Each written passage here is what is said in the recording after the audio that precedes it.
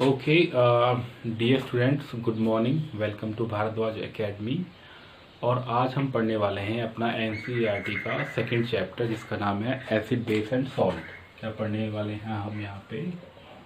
Acid base and salt. हम पढ़ने वाले हैं कि एसिड क्या होता है, बेस क्या होता है और सॉल्ट क्या होता है। बेसिकली हम कहते हैं, जब एसिड हम कहते हैं, एसिड हम बोलते हैं सोर टेस्ट वाले को, जिसका टेस्ट कैसा होता है, कुछ खट्टा होगा, तो वो हम हमारा कहलाएगा एसिड। जैसे कि हमारे कच्चे फ्रूट होते हैं, कच्चे फल होते हैं, उनको हम बोलते हैं एसिड। इसी तरीके से हमारा बेस होता है बिटर टेस्ट में। एसिड क्या होता है, बेस क्या होता है, बिटर टेस्ट का। ठीक है। और सॉल्ट जो होते हैं ये होते हैं आपके न्यूट्रल। न्यूट्रल का मतलब क्या होता है कि हम सॉल्ट का टेस्ट जो होता है वो हम डिपेंड करता है, जैसे हमारा नमक होता है, नमक हमारा कैसा होता है, बेसिकली कुछ खट्टा सा होता है, बट हम उसकी टेस्ट की हमें बात नहीं करेंगे। हम सॉल्ट के बारे में पढ़ेंगे चैप्टर के लास्ट में, एक अलग से टॉपिक होगा सिर्फ सॉल्ट के बारे में। ठीक है। तो फिलहाल हम पढ़ने वाले हैं कि एसिड क्या होते हैं और बेस क्या होते हैं। ठीक है। तो हमने पढ़ा जैसे कि अभी आपने सुना होगा कि कभी कभी हम कुछ खाते हैं तो हमें हमारे पेट में एसिडिटी हो जाती है। उस एसिडिटी को ख़त्म करने के लिए हम कुछ इनो वगैरह कुछ लेते हैं। वो बेसिकली इनो करता गया आपके पेट के अंदर के एसिड के साथ में एक बेस को मिला देता है, और वो दोनों आपस में रिएक्ट करते हैं, जिससे आपका जो बेस एसिड का इफेक्ट होता है वो ख़त्म हो जाता है और आपके पेट की एसिडिटी खत्म हो जाती है। ठीक है। जिसको बोलते हैं एंटा एसिड। यानी एसिड के अगेंस्ट जो हम यूज़ करते हैं दवाई को, उनको बोलते हैं एंटा एसिड, जो बेसिकली क्या होता है, मिल्क ऑफ मैग्नीशिया। पढ़ेंगे हम उसको चैप्टर के अगले उसमें। लेकिन फिलहाल हम डिस्कस करने वाले हैं, हमारा सबसे पहला टॉपिक होगा जिसको हम बोलते हैं इंडिकेटर। क्या बात करेंगे हम सबसे पहले? इंडिकेटर्स। इंडिकेटर्स क्या होते हैं, यानी कि वो चीज़ जो हमें ये बताएगी कि हमारा एक पर्टिकुलर केमिकल वो है एसिड है या बेस है, या उसके अंदर कुछ नहीं है, वो न्यूट्रल है, सॉल्ट है या वाटर है, जो भी कुछ होगा, तो उनको हम बोलते हैं एज इंडिकेटर्स। तो इंडिकेटर्स क्या होते हैं? Those which help us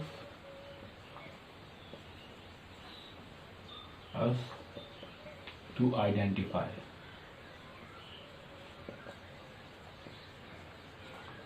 by the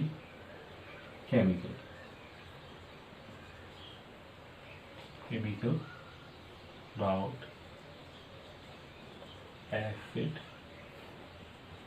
base और salt, जो हमें ये बताते हैं कि या तो कोई केमिकल, आपका पर्टिकुलर केमिकल एसिड होगा या बेस होगा या सॉल्ट होगा, तो ये हमारे कहलाते हैं इंडिकेटर। क्या कहलाते हैं ये? इंडिकेटर। ठीक है।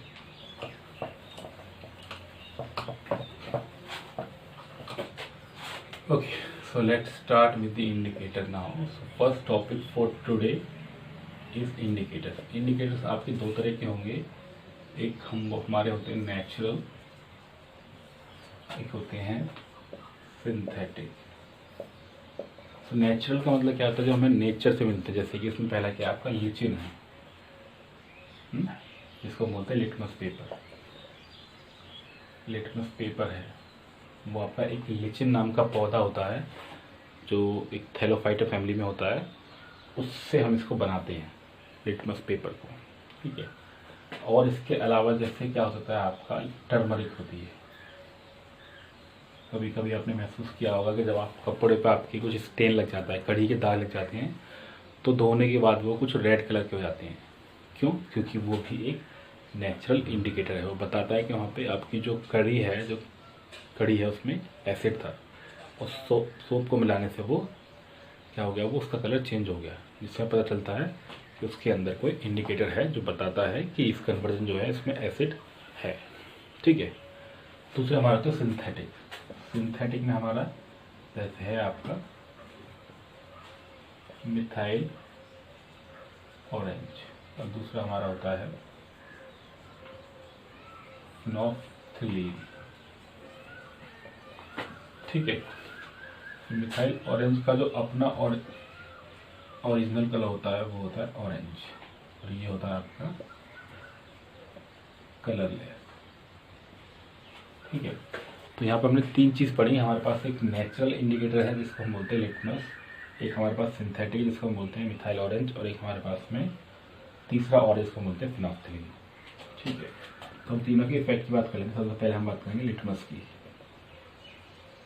फिर हम बात करेंगे मिथाइल ऑरेंज की, और फिर हम बात करेंगे फिनोल्फ्थेलीन की।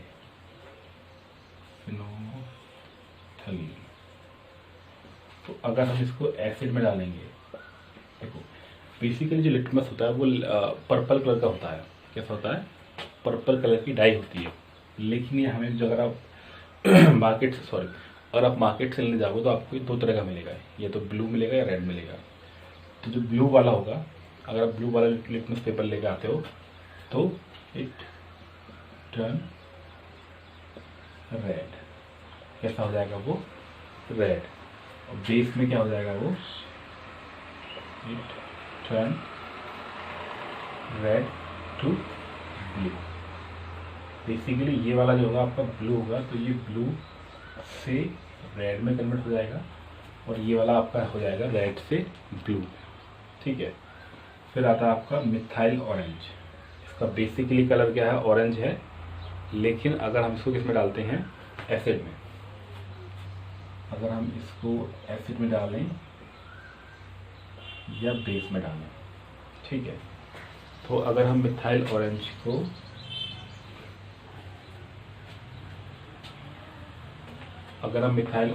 इसमें डालते हैं एसिड में, तो it will give red colour. कैसा कलर शो करेगा ये? Red colour. It will give yellow colour. यानी कि अगर आप उसको एसिड में डालोगे तो it will give you the red colour. ठीक है, अगर आप इसको बेस में डालोगे तो it will give you the yellow colour. एक केमिकल आता है जो ऑरेंज कलर का होगा। जैसे आप इसको किस में डालोगे? एक आपके कंटेनर में, एक छोटे से ट्यूब में, अगर आप इसको चेक करना चाह रहे हो कि हमारे पास जो केमिकल है वो लिक्विड है, मतलब कौन सा लिक्विड है, एसिड है, बेस है या कुछ और है, तो एसिड में डालेंगे तो it will give you read colour, जिससे हमें ये पता हो जाएगा कि आपका जो गिवन लिक्विड है वो एसिड है। अगर वो आपका कलर शो कर रहा है येलो, इसका मतलब वो आपका बेस है। ठीक है, जो फिनोल्फ्थेलीन है, अगर हम इसको मिलाएंगे एसिड के साथ में, सो नो कलर और कलरलेस, क्योंकि इसका खुद का कलर भी कलरलेस है। अगर आप एसिड में डालोगे तो कोई कलर नहीं आएगा। ठीक है, लेकिन अगर आप इसको बेस में डालोगे तो it will give you pink colour. कैसा कलर शो करेगा ये आपको? Pink colour. तो अभी तक हमने क्या पढ़ा? इंडिकेटर दो तरह के होंगे, नेचुरल, सिंथेटिक। नेचुरल जैसे लिटमस है या टर्मरिक है, तो सब मेरे पास सिंथेटिक जैसे मिथाइल ऑरेंज है और फिनोल्फ्थेलीन है। अब इन तीनों का हम इस्तेमाल कर लेते हैं किसके लिए? टेस्ट करने के लिए कि आपके पास जो भी लिक्विड है, whether it is acid, base और सॉल्ट। अगर कोई भी इफेक्ट नहीं आया इसका मतलब वो सॉल्ट है या न्यूट्रल सब्सटेंस है। ठीक है, तो हमने लिटमस पे टेस्ट किया तो हमारा वो ब्लू से रेड में कन्वर्ट हो गया। अगर हमने एसिड में डन किया तो वो रेड से ब्लू में कन्वर्ट हो गया। अगर हम एसिड को लें मिथाइल ऑरेंज में, तो वो रेड कलर से वो एक्चुअल में क्या करेगा? ऑरेंज से रेड में कन्वर्ट हो जाएगा। और अगर आप बेस लोगे तो वो ऑरेंज से येलो में कन्वर्ट हो जाएगा। ठीक है, फिनोल्फ्थेलीन में क्या होगा? कोई भी कलर नहीं शो करेगा और बेस में पिंक कलर शो करेगा। तो this was about the indicator. ठीक है, इस इंडिकेटर में हमारे पास एक पार्ट और भी है।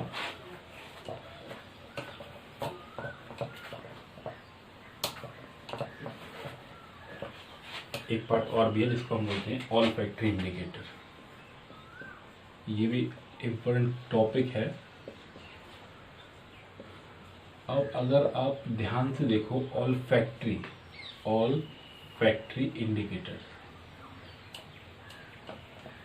ठीक है, तो हम पढ़ने वाले हैं ऑल्फैक्टरी इंडिकेटर। ऑल्फैक्टरी जैसे कि आपको नाम ही बता रहा है, ऑल्फैक्ट मतलब टेस्ट और smell,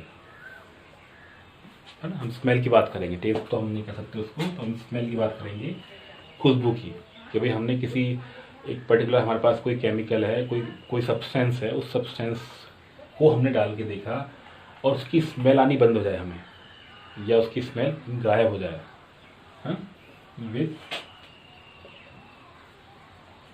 help of the smell of substance, है ना। ऑल्फैक्टिव मतलब क्या होगा, वो आपको स्मेल से हेल्प करेगा करने में। इसमें हमारे पास दो एग्जांपल हो सकते हैं, जैसे कि ऑनियन है, या क्या है आपका दूसरा वाला, क्या है आपका एक ऑनियन, और दूसरा वाला जो हमारा एक बहुत ही अच्छी कैरेक्टरिस्टिक स्मेल वाला एक वो होता है, जिसको हम क्या बोलते हैं वहाँ पे, वनीला। ठीक है। तो ऑनियन जो है, आपको पता है, आप सब्जी बनाते हो, आप सब्जी काटते हो तो आपको बहुत ही अलग स्मेल आती है। ठीक है। लेकिन अगर हम उसको एडिंग बेस इन ऑनियन, अगर हम ऑनियन के अंदर कुछ बेस मिला देंगे तो उसकी जो कैरेक्टरिस्टिक स्मेल होगी वो वहाँ से गायब हो जाएगी। क्या हो जाएगी? गायब हो जाएगी। ठीक है। इसी तरीके से जो वनीला होता है वो बहुत ही स्वीट स्मेलिंग एजेंट होता है। आप आइसक्रीम खाते हो, वनीला आइसक्रीम क्यों खाते हो? क्योंकि आपको बहुत ही अच्छी टेस्ट वाली लगती है। तो जैसे ही आप इसके अंदर ऐड बेस करोगे, adding base will eliminate the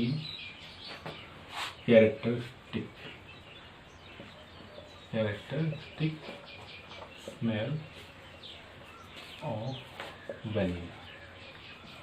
तो उसमें डालते ही आपकी जो कैरेक्टरिस्टिक स्मेल होगी उसकी वो गायब हो जाएगी। ठीक है। तो आज जो हमने टॉपिक डिस्कस किया, हमने डिस्कस किया है इंडिकेटर। एक और टॉपिक है यूनिवर्सल इंडिकेटर, बट वो अपने आप में एक बड़ा टॉपिक है और इम्पोर्टेंट भी एग्जाम के हिसाब से, यूनिवर्सल इंडिकेटर। तो उसको हम टॉपिक को डिस्कस करेंगे नेक्स्ट क्लास में। आज सिर्फ हमने पढ़ा इंडिकेटर्स के बारे में, एक हमने पढ़ा लिटमस पेपर। ठीक है। फिर उसके बाद हमने पढ़ा मिथाइल ऑरेंज पढ़ा हमने, फिर फिनोक्सिलिन पढ़ा, फिर हमने पढ़ा ऑल्फैक्टरी इंडिकेटर। ठीक है। तो बच्चों आज की क्लास के लिए इतना ही पढ़ना है हमें। Thank you so much. अगर आपको हमारी वीडियो अच्छी लगे तो इसको सब्सक्राइब, शेयर और लाइक करना ना भूलें। थैंक यू सो मच और इन्जॉय योर डे। और स्पेशली बताना चाहता हूँ कि अपने घर पे रहें, स्टे होम, स्टे सेफ, क्योंकि बाहर कोरोना है तो हमें कोरोना से बचना भी है, पढ़ना भी है, प्लस कोरोना से बचना भी है। Thank you so much.